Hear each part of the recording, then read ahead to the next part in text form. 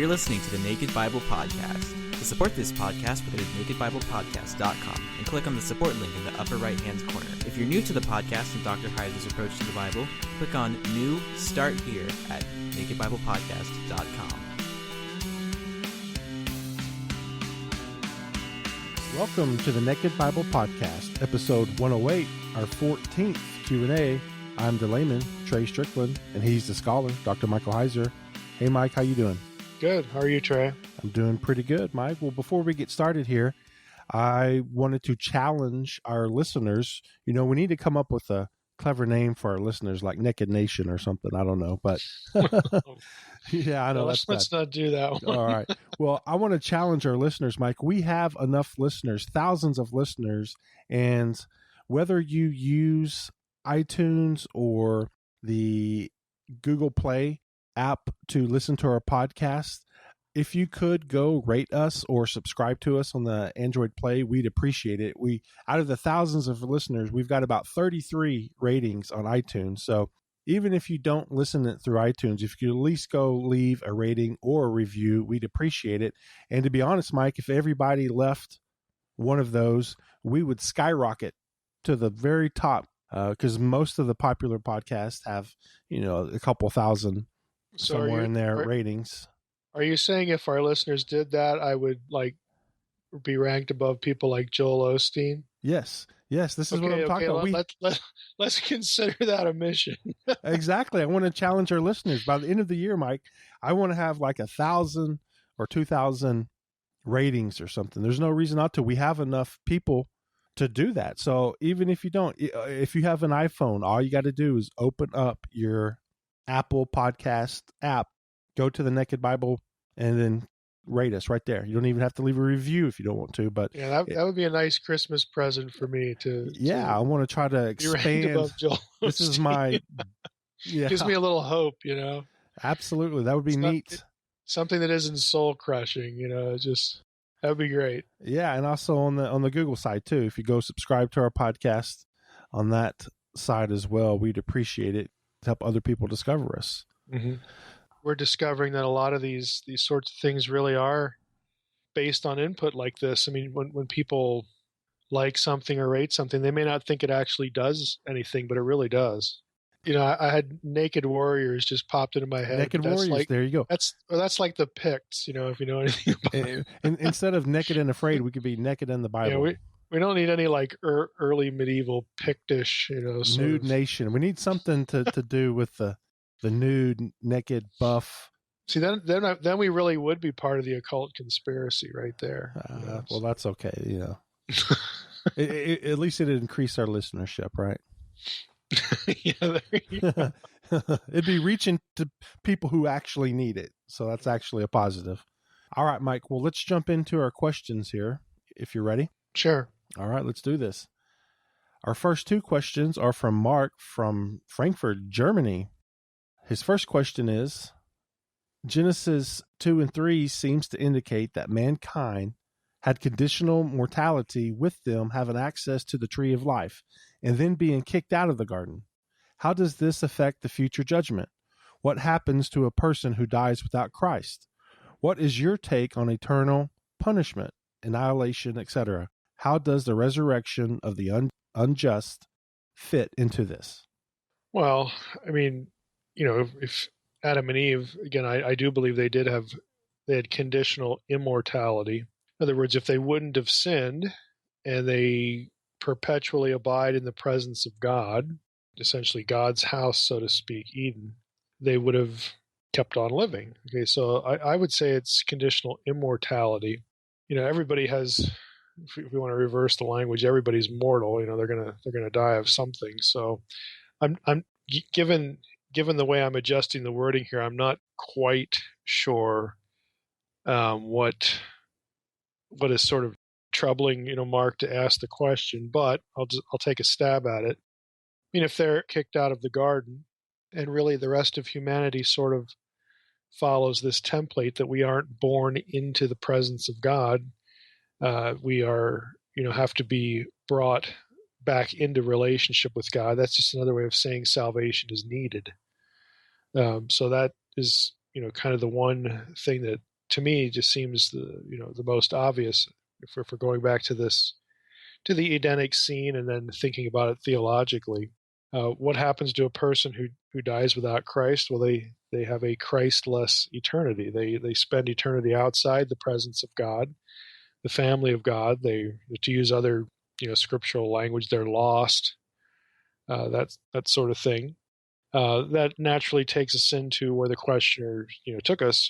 What's your take on eternal conscious punishment or annihilation, so on and so forth? I think for me, both of those things are actually still on the table. And I've said before on the podcast that it really depends on how you read certain language, especially in the book of Revelation when it describes final judgment.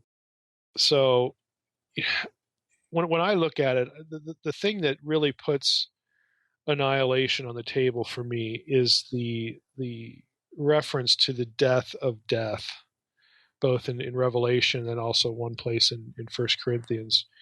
If death itself is truly destroyed, and that is what you actually read in the book of Revelation, then I don't know how death could be eternally ongoing. It's either destroyed or it's not. And so annihilation seems to make a lot of sense in respect to that verse. And of course, if you have annihilation, that's permanent. So the judgment is permanent. The separation is permanent. Does it have to be conscious? Is really the question for some people. And some will take, like Revelation 14:11, the smoke of their torment ascends forever and ever. Well, if they were destroyed, again, the results of that are permanent too. And the smoke could just be a reference to the fact that they had been destroyed. They had been consumed and annihilated in the flames. So the language of going up forever and ever just doesn't really help resolve the debate. That's part of why there is a debate. So I think for me, both of those things are on the table. If push came to shove, I think annihilation makes the best sense, but it's certainly not the only view that you could come out of that passage, and at least one other with. Again, it's hard for me to see how death itself could be destroyed and yet be ongoing in an eternal way. Those two things just don't seem to go together. But again, I'm not willing to sort of push the more traditional view to the side. But I think annihilation really needs serious consideration. And like I said, for me, they're both on the table. Okay, Mark also wants to know, what is the relationship between the heavenly host as divine beings and the celestial objects? Why does Paul mention the celestial bodies in the context of the bodily resurrection? Some occult and esoteric teachings hold to the belief that the heavenly bodies are living creatures. What is your take on this? Yeah, well, for the part of the question, why does Paul mention the celestial bodies in the context of bodily resurrection? The answer is, please listen to the David Burnett episode. I mean, we spent well over an hour talking about that passage, so I'm not gonna try to shortcut that and really not do it justice. For the other parts of the question, what's the relationship between these two things? And the occult and esoteric teaching. I'll just take that one. What's my take on that? I don't believe for a minute that heavenly bodies are living creatures. Okay, heavenly bodies are rocks and gas or whatever astronomy tells us. But you have to realize, in the ancient world, they don't know any of this, and so there are celestial objects in the heavens that move around.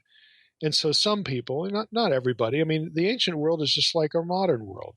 Do all people on any given subject all agree? Do they all think the same way or the same thing on any given subject? The answer is no.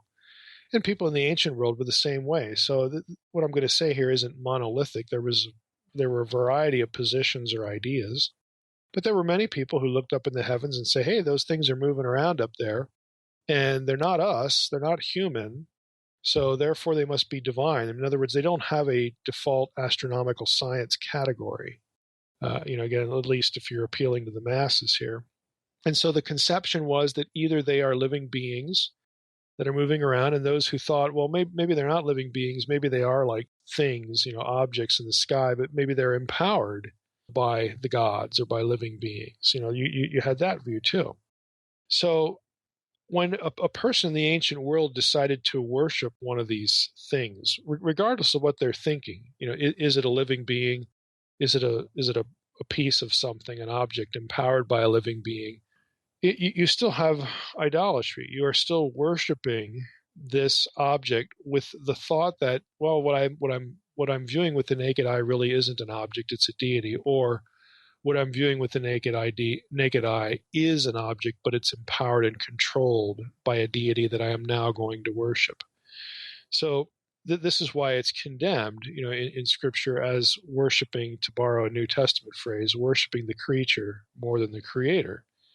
That's the relationship. There is no one view of this in antiquity, and Paul, understands this. I mean, he mentions this, that some people believe, that these are divine beings, or whether they're Jew, Gentile, whatever. Again, there is no monolithic one position on any given topic. And what he wants is, no, worship the God of Israel, worship the Creator, not these other things, regardless of what you think they are. Even if you're right or if you're wrong, you worship the Creator, not the creature, not the thing created. So that's, I think, sort of the quick version of the way I would answer that. All right. CJ has a question. And how do we reconcile that the culture informed the Israelites' view of cultic worship and even morality, while at the same time acknowledging that God transmitted commandments, ordinances, and God-given morality at Sinai? Was God borrowing morality, cultic worship from other cultures while claiming that it was good and acceptable? Or was it a mere coincidence that God had decreed the Israelites to obey their already established cultural preferences? Well, I think part of the answer to this is, Paul talks about the law of God being written on a person's heart, whether they had the actual law or not, referring to, pagans as, this is the basis for why they do righteous things and why they are accountable to God, and why they are, their actions can be judged one way or the other as being right or wrong. There's this some people would use the phrase natural law. There are just these sort of God-given orientations within a human being that are just there to give everyone a sense of right and wrong, whether that is codified in a document or not. So I think that's part of what's going on here. God's not like saying, "Hey, I'm out of moral things now. I need to go borrow one from a pagan or from some other culture." God doesn't run out of ideas and have to go borrow some moral principle. That's not the way to look at the cultural similarity. I mean, cultural similarity, even if there no law or no written law exists, again, Paul would say, well, that's because we're created as images of God, and we have this thing called a conscience. We have this sort of built-in sense of right and wrong. So even whether it's written down or not, or various forms of it that might be similar, might have some differences, it's still trying to work out this sense of right and wrong. So that's part of what's in view here. People were who, I think, just again generally speaking, people were who they were when God decided to meet them and use them, or enter into a covenant relationship with them. So when it comes time to actually talking about the laws of Israel, God's law, the stipulations of those laws were designed to keep Israel distinct sometimes, and most importantly, that distinction meant not worshiping another god. Okay. At other times, the laws would more or less just teach certain ideas about the unique God of Israel. In other words, the way God viewed creation, the way God viewed what he had done, or taught the Israelites something about God's character. We talked when we were in Leviticus a lot about the idea of creation order. Again, that teaches us something about the nature of God, and God himself looks, at what he has made. He brings order out of chaos, and so there's an order to creation, that certain laws are designed to teach people that idea and maintain a creation order way of conducting your life or looking at relationships. So, some laws are designed to teach us something about the character of God, or the way God looks at things, not mixing certain things, whether it's fabrics, again, going back to Leviticus here, again, teaching the bigger idea of not mixing the holy with the profane, the sacred with the profane. Again, some laws just exist for that reason and that reason only, to teach us about a principle that is important to God, that is built into the fabric of creation as He made it. And He wants us to understand it, how He looks at it, and live accordingly and think accordingly about how we are part of creation and how that should affect our behavior. Sometimes, things may have seemed more normative to an Israelite, that a particular law in the law of Moses would be like, well, yeah, of course, we would do this or not do that, because again, their own sense of right and wrong innately, or their own, cultural sense of you should do this or not do that. A specific law in the law of Moses would be, right up, right alongside that, very consistent with it. What to do with, I hate to say it, what to do with human excrement. Okay, there are laws about that. Again, that's tied to sacred and profane thinking, in respect to, holy ground and non-holy ground, and, being defiled and so on and so forth. But yet the average person in the ancient world, would just know that, okay, when we should be doing this outside the camp. We don't do it in the house. We don't do it where the kids play. I mean, there's just normative things in life that are reflected in Old Testament law, but then since they're in Old Testament law, they're often given a higher meaning or a theological orientation to them, to teach some bigger, more abstract principle. And I think you have that with food laws, for instance. Again, some of that would have been normative, but again, given a theological meaning. Other laws were not, normative. They would have been newer. They would have had an immediate, specific context. Don't offer sacrifices to goat demons, anymore. Well, again, that's a specific, situation that Israelites were encountering in the wilderness. We have the whole goat for Azazel thing that's related to that. Again, there's specific context to certain things. Mosaic law isn't just one kind of law, and the laws in it don't arise from one point of origin or one context. It's a very variegated thing, and so it's a little hard to talk, terribly specifically about what this or that thing meant and how it relates to to a culture or what, because there's going to be some variance with that. Depending on what it is, and again, even where it's placed in the law, and what category it falls into. I would say, even after God removed many of these sort of distinctiveness barriers, like in New Testament times, with Peter and the apostles and the Gentiles being brought into the people of God and so on and so forth. Even when some of these barriers are removed, there was no compulsion or no insistence that the Jews go do something that would frankly make them uncomfortable. Well, now that we have the church, now every Jew has to eat pork. Well, there's no law like that. God's not going to care if they eat pork or not. That's what Paul says. Some honor this day over that day. Some eat this and don't eat that. Whatever. The whole point is that you don't judge someone's spiritual status by whatever decision they make on those things. So there's latitude, even when, again, the laws of distinction are sort of dispensed with.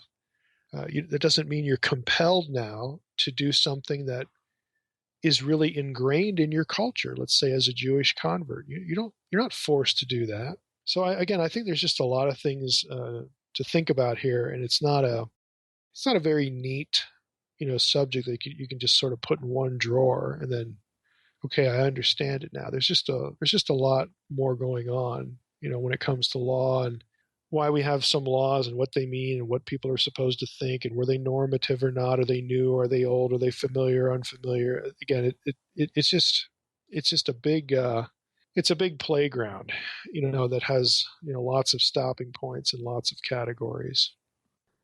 All right, Gabriel in Dallas, Texas has 3 questions, and his first one is: I've noticed that on numerous occasions, Mike says that Scripture tells us that the Nephilim were done away with in the Old Testament. Why then are there still instructions that are suggestive of the angels still having potential to be enticed? For instance, If the reference to angels and the head covering harken back to Genesis 6, why is that significant unless cohabitation is still possible? Also, why does it matter if a woman's hair is covered in the new covenant? Well, I would say first, the wording of the question sort of presumes that the Watchers and the sons of God and the Nephilim are kind of the same, but they're not. And I think, that the questioner understands that, but the wording, the way the question's worded makes me just wonder a little bit, so I just start there. 1 Corinthians 11 obviously doesn't mention Nephilim, but the gist of the question is, why was Paul concerned? Well, the fact that Paul would be concerned about angelic enticement is no justification for arguing that there are Nephilim now.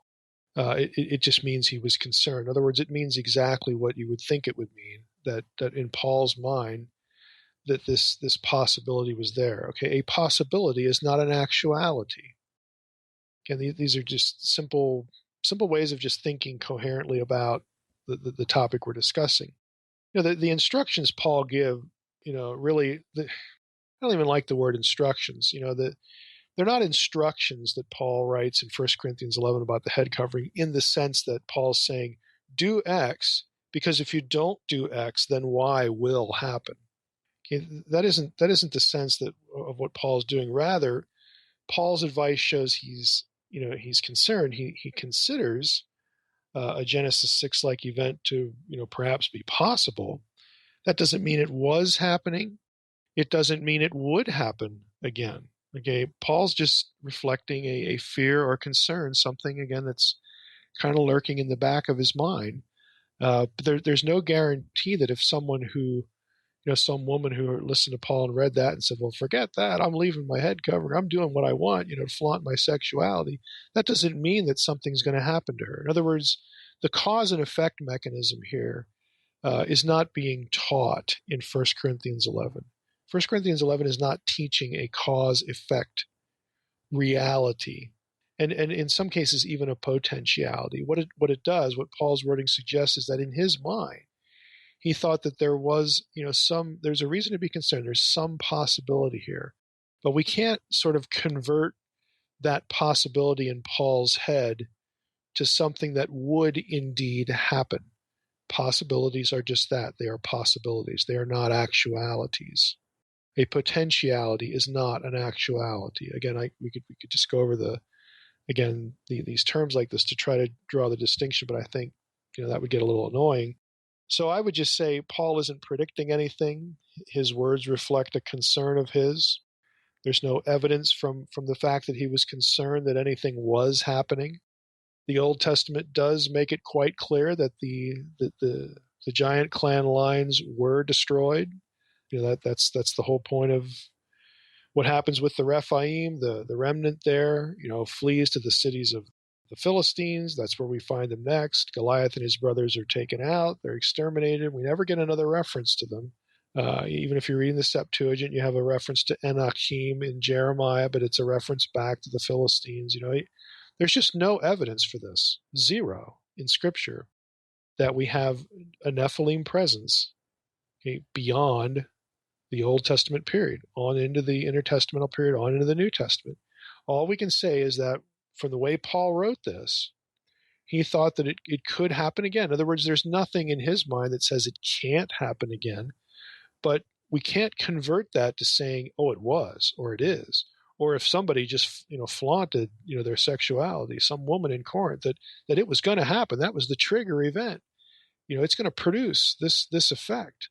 This is the cause that produces this effect. All of those things are overstatements. They overstate the data. So I don't think we should read into what Paul said. We should just sort of leave it where Paul left it. Gabriel's second question also is concerning cohabitation. Mm-hmm. Is this what Jesus means in Matthew when he speaks of the days of Noah, marriage, and the end times? And could this possibility have any ties to the man of sin possibly being a result of such things?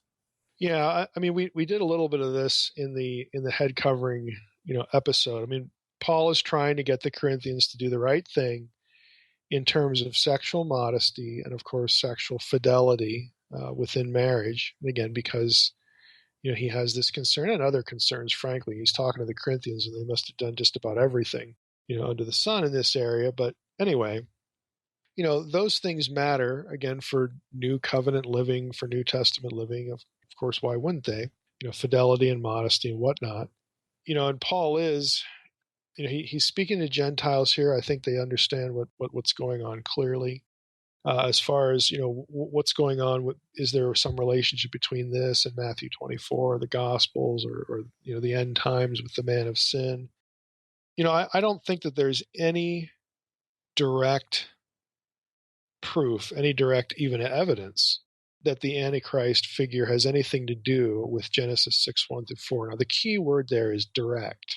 You did have people, like Irenaeus, that considered Genesis 6:1-4 to be a possible backdrop. There may be some sort of indirect tie-in between Genesis 6:1-4 and the Antichrist, again, the man of sin. So his argument, was more peripheral, more sort of character-based. He ties it in with the idea that the Gibborim of Genesis 6 were tyrants, and so he thinks that the man of sin is going to be a tyrant. In other words, Irenaeus will talk about Genesis 6:1-4 in relationship to the Antichrist figure, but he never says anything like that cohabitation is going to happen again to produce the Antichrist. He never says anything like that. Neither does anybody else. Neither does any text.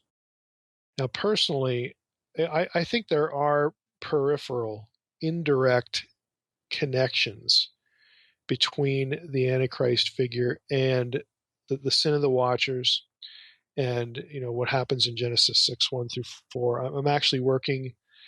I've mentioned this a couple times in the podcast. I'm working on a book now about the Book of Enoch. Basically, how the whole book's about how Enoch's story of the transgression of the watchers plays an important role for a number of New Testament writers in their theology. So I'm not going to rabbit trail into that. I'm sure you won't object to this, Trey, but this is actually sort of a good little infomercial or commercial, I guess, for the newsletter, because this is exactly the kind of thing that if you subscribe to the newsletter, I'll give you snippets of what I'm working on. I'll give you a portion of this whole Genesis 6 Antichrist thing that's going to appear in that book, but I won't blog it. I'm not going to blog what's going to come in a future book, but I will put stuff like that in the newsletter. So I let me just bring that all down to this point. I don't think there's any direct connection between these two things, Genesis 6:1-4, the Nephilim, and the Antichrist. Okay, I do think there are peripheral, indirect, suggestive sort of connections that are not clear, but again, that may indicate that there's something about that event that has a role to play in the Antichrist figure. I know that's kind of a convoluted way to say it, but I think it's better than just saying indirect versus direct. Back to the Matthew 24 thing, I've commented on that before, I think even in a Q&A. I don't think Matthew 24 has any connection to Genesis 6:1-4 because there are no textual connections there. The terminology for marrying and intermarriage in Matthew 24 is not the terminology the Septuagint uses for Genesis 6. If it was, I would change my tune on this. To me, that would be telegraphing a connection, but it just isn't there. And the rest of the things that are described in Matthew 24 about what people were doing before the flood entirely refer to the human population of Noah's day.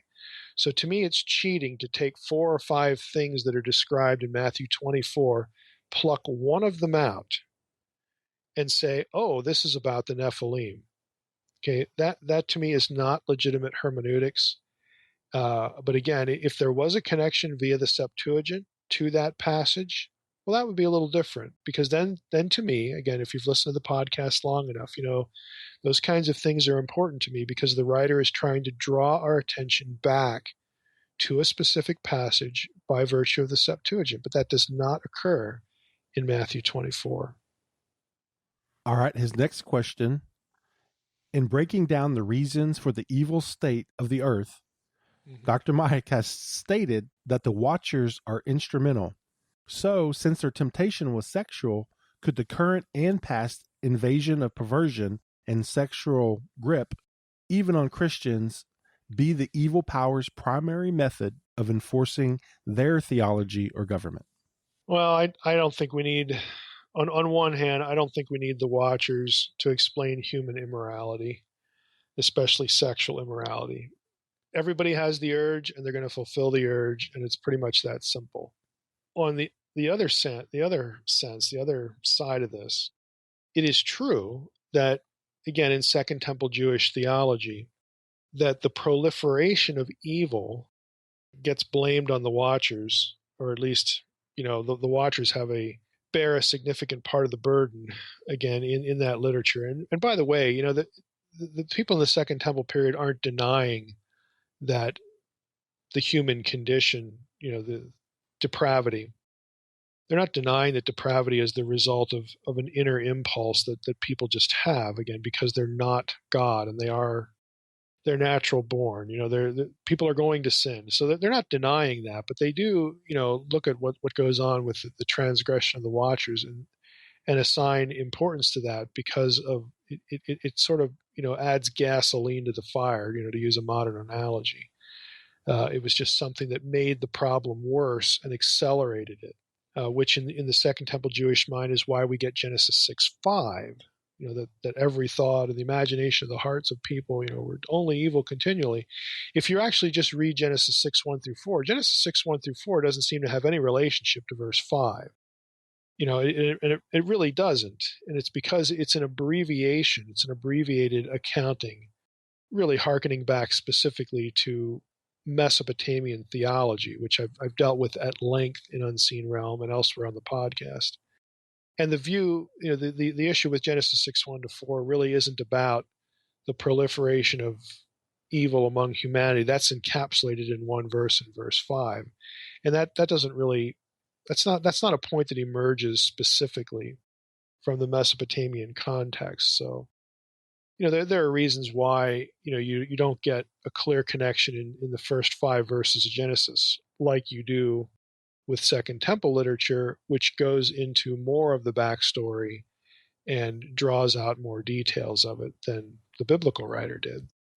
So, again, what we have here on one hand is, I don't think, we look at what's happening with the degradation of the moral culture today, sexually, is that some indication of continued Watcher activity or something? I don't believe that. I don't think that that's even necessary. Are we still dealing, with depravity and does the Second Temple theology and of course New Testament theology? Again, I hate to keep bringing up my book about Enoch, but there's a whole chapter on, Galatians 3 and 4. We did a whole podcast episode on just whose sins are we talking about that necessitated the addition of the law to restrain evil. There is this thread of thought in New Testament theology that what happens in Genesis 6:1 through 4 contributed to the acceleration of depravity. But that to just take that event and use that as the explanation for what we see now, again, I think overstates what's being said there, because human beings are going to do what human beings are going to do. And they're going to react on their impulses. They're going to run from the law of God. They're going to react selfishly, or however you want to characterize. They're going to sin. Okay, they're going to sin. We all sin. We can't help, but sin. And so that can't be minimized to, again, turn our situation, our cultural situation, into something that is purely demonic. And the reason, I'll just throw this in too. The reason why that sort of rubs me the wrong way, and I'm not saying the questioner is thinking this. I mean, there's nothing in the question that would make me think the questioner is thinking this, but I have heard this in other contexts and from other people. It just makes it too easy to say that we're doing this because of demonic powers, or demonic forces. The devil made us do this. We can screw up our lives just fine on our own, and I think it sort of lessens our accountability to sort of chalk things up to external forces all the time, or at least sort of want to go there all the time. So I'm a little sensitive to that, because we do need to own what we do, and again, consider our own role in the way we mess up our own lives and the way our culture's going. And I'll add one more thought. If you think our culture's bad, do some reading on Greco-Roman culture. Okay, we have a long way to go before we ever get as bad as some of that. So let's not have tunnel vision about our own culture. We could actually look at ourselves in many respects and say, boy, we're a whole lot better off than we were back then, and that would be true. Okay, it really would be true. So we want to avoid again, kind of having too much of a perspective that is dominated by our own circumstances as opposed to what's going on in humanity in other times and really other parts of the world, even today. All right. Well, Gabriel actually has a fourth question, which actually, Mike, we're going to have a whole show on next week, and it's about Jesus referencing gods as men in Psalm 82 and John 10. And you want to touch on that? Yeah, I mean, well, yeah, we do need to devote a whole show to that, and that is on the schedule. So it's good timing anyway. But I have a whole article on this. It was a paper I read at an academic conference, and not an evangelical conference either. This was the Society of Biblical Literature regional meeting of I don't know how many years ago. But people just don't seem to be able to find this link. I mean, it lives on moreunseenrealm.com, but since people just don't ever seem to be able to find this thing I've written on this question, and I get this question all the time, we really do. We really need to just devote a full episode to this topic, and hopefully we can just sort of send people links so I don't get the question anymore. Yeah, a lot of confusion on that one. A lot of people get confused. So that's good that we're going to have a whole show next week to that one. So that's good. All right, Mike, Joseph has a question here, and his questions are about Urim and Thummim. I'm doing a word study and found that Urim is related to maybe the city in Babylon, light, fire, shining flame. So I imagine fiery stones, perhaps. Is there a relationship between the Urim and the stones of fire references?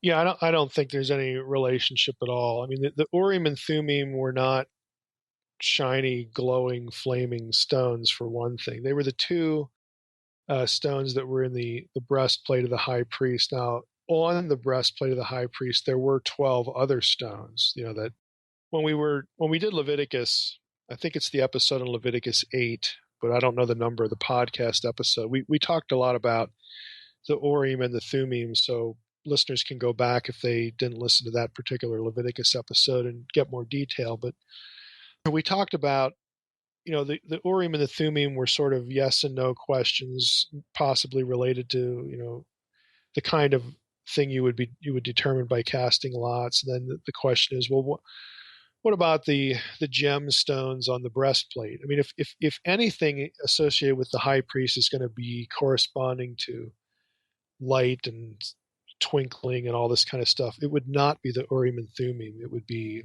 those 12 stones. So on that level, I don't think there's anything going on here. I don't think there's any relationship to the city of Ur. Really, I mean, I have to be honest here. The question, sort of makes some presumptions that are not good presumptions in terms of study method, but they're very common at the same time. And that is there's a lot of propensity when people are trying to study biblical words to focus on the sound of a word. And when the sound of a word is similar to the sound of a different word, then the assumption is, well, I can connect the meanings of those two separate, distinct words because they sound the same. Okay? That is just not the way languages work. It's not the way your own language works, English. I mean, we can come up with you could just go all day long, on examples and kind of get a good chuckle out of it. I have a pug. Okay. Is the word pug and pugnacious related, really? I mean, I like to call my pug pugnacious, because he'll growl at something. But there's no word relationship between what a pug does by nature. He could be playing with his toy and growling. Well, he's not being pugnacious. He's not being pugilistic either, even though the first three, letters of that word are the same. He's not like violent and fighting anybody. He's not, you get the idea. Just because a language uses sounds, and all languages do, and they get codified, reduced into writing, doesn't mean there's any relationship between sounds. The word chin in English does not mean what chin means in Chinese. Well, they sound exactly the same. Well, no kidding, they do. But so what? The human mouth can only make a certain number of sounds. If you study linguistics or phonology, you'll learn things like that. There's a finite number of sounds that your lips and your tongue and the roof of your mouth and the back of your, there's just a finite number of sounds that any human being can make. And it's something that separates us from any other member of the animal kingdom, even something like a chimp or a gorilla. It's mouth structure, and it's the behavior of the tongue and the teeth and all the parts of your mouth, okay? And even the way that the air flows through. There's a finite number of these. So you have billions and billions and billions of people and tens of thousands of languages, but they're all humans speaking them. So by definition, invariably and inevitably, human mouths will produce the same sets of sounds. That doesn't mean at all that a sound in one language has the meaning to a sound in another language. But this is a fundamental error that is often brought into biblical study, biblical word study. It just doesn't work. Languages don't work that way. All right, the next question is from Michael. I'd love it if you could help me understand a certain Christian doctrine that doesn't make any sense. It is my understanding that the true God of the Bible is a just and righteous God. I cannot comprehend how a just and righteous God can condemn a person for doing something that we were unable to do otherwise. I do not believe that humans are born with Adam's guilt. How can it be our fault? If our choice to sin is due to the nature we were made with, how can God fault us and condemn us for disobeying him when we were unable to do otherwise? Does a person's choice to sin condemn them, or does their nature condemn them?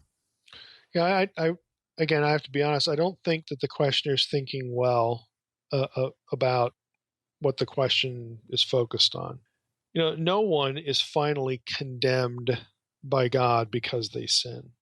They are guilty before God because they sin, but they can be forgiven. People are condemned, in an ultimate sense by God, not because they sinned, but because they didn't accept Christ. They weren't forgiven. So those are two separate but related things. We are held accountable for our sin because we can refuse to sin. The problem is we won't ever be able to always refuse. We are not perfect. We do not have God's nature. As good as we might be at any given point, it will never be unbroken. Okay, we will fail. Okay, we can't, perfectly make the correct choice all of the time. And so we will become guilty. We are accountable because we could have chosen what we did, but we chose to do it. And there are any number of factors as to, why people do what they do and so on and so forth. I mean, just in human behavior, human experience. So, I could turn it around and say, well, if the terrorist who busted into your house kills your child, should they be accountable? Well, of course they should be accountable. The terrorist could have chosen not to do that. Well, to acknowledge they could have chosen not to do that doesn't get them off the hook for doing it. Okay, they are free to make the choice to commit a terrorist act. They are also free to make the choice to not commit the terrorist act. So these individual acts of sin, individual violations of what God wants in terms of behavior or whatnot, we are accountable for them because we can choose to obey, But if God, of course, knows that we're not perfect, he knows we are going to fail, but we're not condemned because we're fallible. We're condemned ultimately because we never, confessed that. We never turned to the source of forgiveness. We never embraced the forgiveness that God offers. So God knows what he's dealing with. Okay, he knows he's dealing with fallible humans. That's all he's ever going to have in the basket, so to speak. And so God takes it upon himself to solve the problem. So no, nobody goes to a Christless eternity because they sin. They go there because their sin was never taken care of through the cross. Okay, they don't have salvation. They're not saved. Those are two related but different things and distinct things. And what I hear in the question is that distinction is being blurred and in some respects a bit inverted when it comes to articulating what the concern was in the question. All right, the last question from Andrew, and he's wondering if Mike has a working theory on why supernatural occurrences haven't happened en masse since the resurrection of Jesus. My working theory is, how would we know? I mean, just think about the question a little bit. First of all, what does en masse mean? I mean, the largest miracle in the New Testament was 500 people. Okay, so is that en masse? Is it 10? Is it 500? Is it 1,000? Is it 1,000,000? I mean, it's hard to even quantify that. And how would we ever know whether another group of 500 people didn't witness a true miracle at some remote point in the Gobi Desert in the 8th century? Okay, our recorded historical resources are extraordinarily limited. There was no TV, there's no audio recording, there's no internet. In other words, how do we know? And my position, again, my theory is we don't know. Now, in this regard, I think for people who wonder about this, I would recommend, again, they're a little expensive. I don't get a kickback. I'm not nothing like that. I would recommend Craig Keener's 2 volumes, a recent 2-volume work on miracles.